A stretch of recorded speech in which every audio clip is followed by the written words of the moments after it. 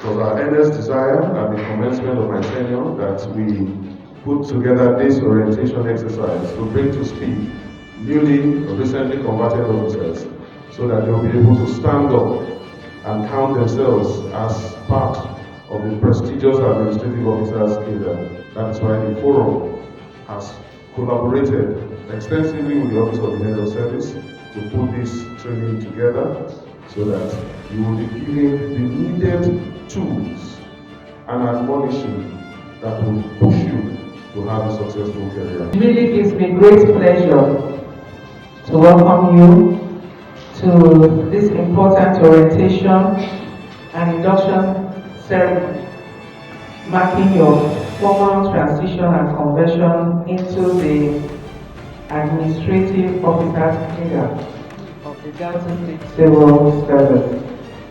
Indeed, I'm alarmed that it's been 5 years since such an occasion has occurred. So I will join Mr. Itobori for taking credit and saying that it happened in my time. Firstly, let me congratulate each and every one of you on your successful conversion from the various cadres you were in to the prestigious admin officers cadre. Congratulations. Where administration is strong, governance thrives. You must therefore distinguish yourselves through integrity, punctuality, diligence, and commitment to excellence. The 2026 Admin Officers Induction was a success. It was insightful. We had a whole lot to learn, even though we have been in the system for a while. We had past admin officers who came to lecture us on some things that we thought we knew about, and them coming to lecture us, we had a whole lot to learn from them. It has refreshed my memory about duties and the role of an admin officer. In life we learn, and they tell you and retrain you for you to be a better person. An administrative officer in the Delta State Civil Service is any officer, any employee in the administrative officer cadre. Is that okay? So all of you are in the administrative officer cadre. And the officers in that cadre, like I said earlier on, are officers between grade levels 08 to 17 in the administrative officers cadre. And what are the duties of the accounting officer? The accounting officer plays the role of a steward.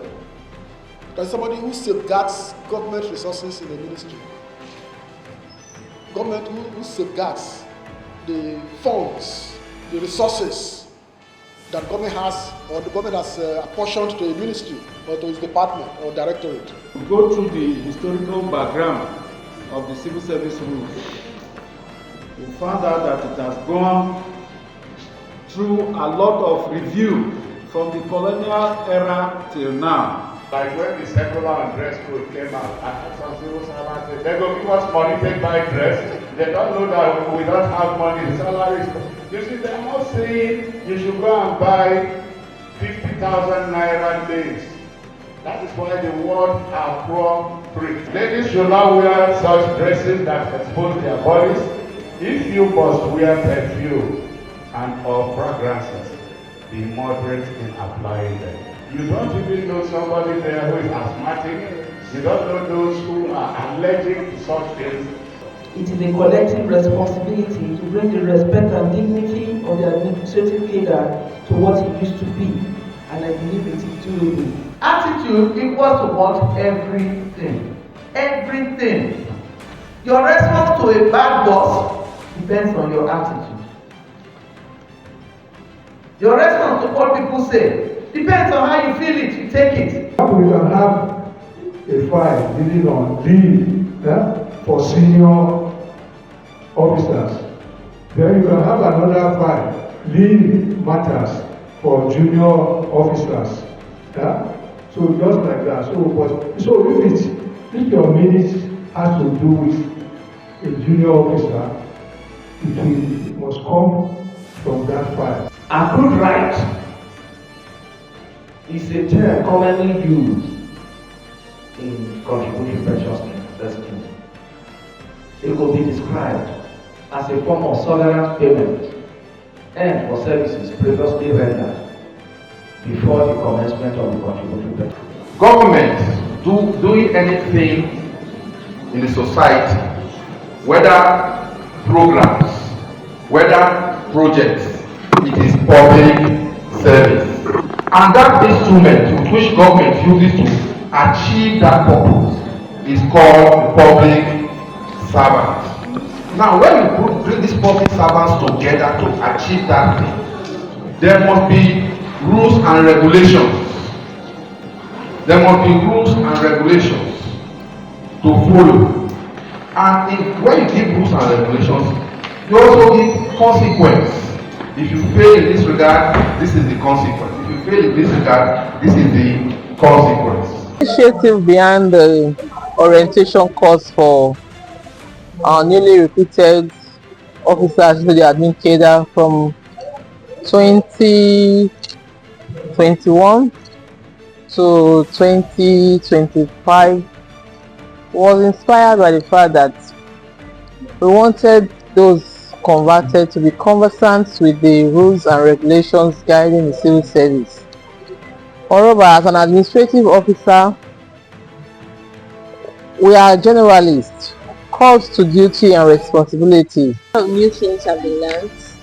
I know at least today we talked on pension matters, and a lot of people had questions to ask. To tell you that it was a needed seminar. A good one, and we appreciate it because it's contributing to our profession as admin officers. And we in our teams, we have had from our senior colleagues, from the head of sales and others, please be attentive so that you go home with better knowledge of what the administrative cadre is all about. Loyalty must always be to the public interest.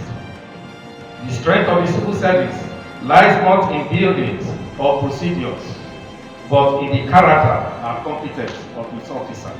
I want to use this opportunity to say a very big thank you to His Excellency Elder Sherry Borowere